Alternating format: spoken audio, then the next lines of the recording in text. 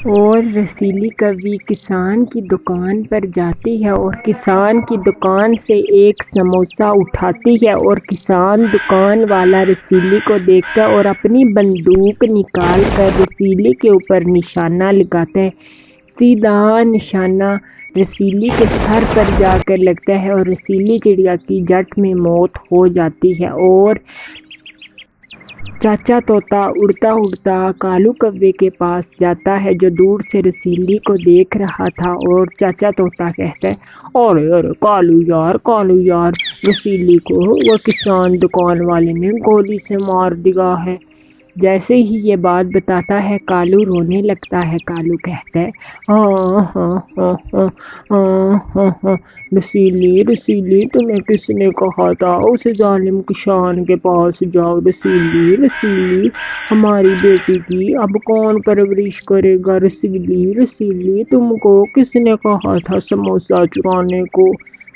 ایسے ہی چھوٹی رسیلی کی بیٹی پنکی کبھی بھی تھی جو ابھی کافی چھوٹی تھی۔ وہ اپنے کالو باپ سے کہتی، ارے پاپا ماما اب نہیں آئیں گی، ماما کو ظالم کسان نے مار دیا۔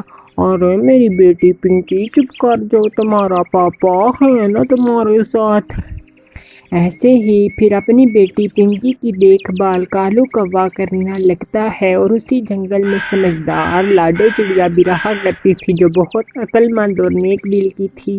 ارے کالو بھائی، آپ ایسا کریں کہ آپ دوسری شادی کر لیں، کیونکہ آپ کو پنکی کو سنبھالنا اور دانا لانا بہت ہی مشکل کام ہے۔ آپ دونوں کام ایک ساتھ نہیں کر سکتے، اس لیے کالو بھائی آپ دوسری شادی کر لیں۔ لاڈو چڑیا کالو کو سیکھ دیتی ہے اور کالو چڑیا دوسرے ودیش سے جنگل سے ایک کوی سے شادی کر لیتا ہے۔ وہ کوی بھی بہت ہی خوبصورت تھی۔ ایسے ہی کالو اپنی دوسری شادی کر لیتا ہے اور اپنی پتنی کو لے آتا ہے۔ ارے نیلم کوی، آپ نے میری بیٹی پنکی کا دھیان رکھنا ہے، میں دانے لینے کے لیے جا رہا ہوں۔ میری بیٹی کو کچھ بھی چاہیے ہو تو آپ میری بیٹی کو وہ بھوجن اور پانی دینا۔ ارے کیوں نہیں کالو جی، آپ چنتا نہ کریں، میں آپ کی بیٹی اور اپنی بیٹی کا خیال رکھوں گی، یہ جتنی آپ کی بیٹی ہے میری بھی بیٹی ہے۔ ایسے ہی نیلم کوی کہتی ہے، ارے میری بیٹی پنکی، آپ کو جو بھی مسئلہ ہو آپ نے مجھے بتانا ہے۔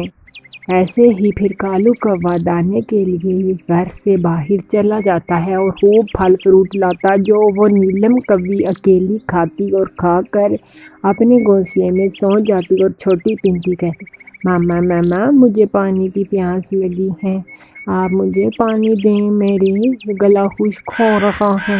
ارے جا دفعہ ہو جا، خود ندی سے پانی پی جا، میں تمہارے باپ کی نوکر تو نہیں ہوں۔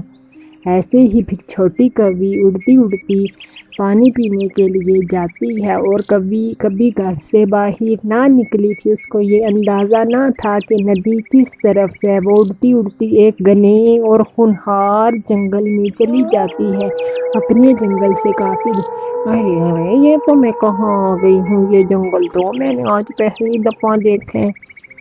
ایسے ہی رات کو کالو کوا بھی لوٹ آتا ہے۔ ارے کہاں ہے میری بیٹی؟ ارے کالو جی کیا بتاؤں، آپ کی بیٹی ضد کر رہی تھی کہ میں نے باہر کھیلنے جانا ہے اپنے دوستوں کے ساتھ، مجھے کہتی ہیں کہ آپ میری ماما نہیں ہو۔ پھر میں نے اس کو کہا کہ ٹھیک ہے تم کھیل کے آؤ۔ ایسے ہی نیلم کوی کالو سے جھوٹ بولتی ہے، پر نیلم کوی تو کافی چالاک تھی، اور کالو اڑتا اڑتا اپنی بیٹی کو ڈھونڈنے کے لیے جنگل میں جاتا ہے اور ندی کے پاس بیٹھ کر کافی روتا ہے۔ کالو کوے کو اپنی بیٹی پنکی کوی کہیں نہیں ملتی، وہ بہت ہی زیادہ اداس تھا۔ وہ کالو اب گھر آ گیا تھا اور نیلم کوی بھی رونے کا ناٹک کرنے، میری بیٹی پنکی چڑیا کہاں چلی گئی؟ ارے میری بیچاری بیٹی چھوٹی ہے، نادان ہے۔ ایسے ہی پنکی چڑیا بھی جھوٹ موٹ کا ناٹک کر کر کالو کے سامنے روتی ہے، اور کچھ دنوں بعد لاڈو چڑیا کوئی کام سے جنگل سے باہر جاتی ہے، اور لاڈو چڑیا کافی اڑ کر دوسرے جنگل جاتے اور رانو دوسرے جنگل میں جاتے وقت راستے میں پنکی کو دیکھتی ہے۔ ارے میری پنکی بیٹی، آپ یہاں پر کیسے آئی ہو؟ پھر پنکی کوی ساری بات لاڈو آنٹی کو بتاتی ہے اور پھر لاڈو پنکی کو اپنے ساتھ لے جاتی ہے اور پنکی اس دن کی پیاسی تھی اور لاڈو پنکی کو ندی سے پانی دیتی ہے اور پانی پلا کر پنکی کو اس کے گھر چھوڑ دیتی ہے۔ ارے آ گئی چھوٹی چلاک کوی، کہاں تھی اتنے دن؟ ارے پنکی، کہاں تھی تم نے؟ اپنی ماں کو کہے بنا ہی گھر سے نکل گئی۔ ارے پاپا میں نے ماما کو بولا تھا کہ میں نے پانی پینا، ماما سو گئی تھی، مجھے کہتی ہیں کہ خود جا کر پانی پیو۔ اور توبہ کتنے جھوٹ بولتی ہے یہ تو چھوٹی کوی، اس کو تو جھوٹ کی کتنی عادت ہے۔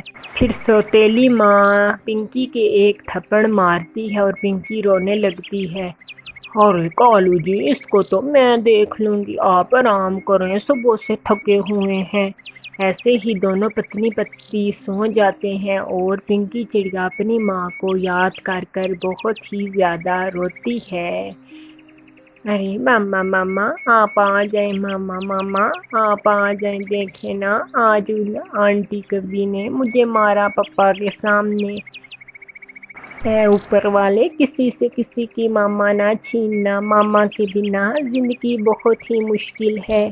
پیارے دوستوں، اس کہانی سے ہمیں یہ سیکھ ملتی ہے کہ ماں کی ممتا سب ممتا سے بڑھ کر ہے، اس لیے اپنی ماں کے ساتھ ہمیشہ اچھا اور صحیح ویوہار کرو۔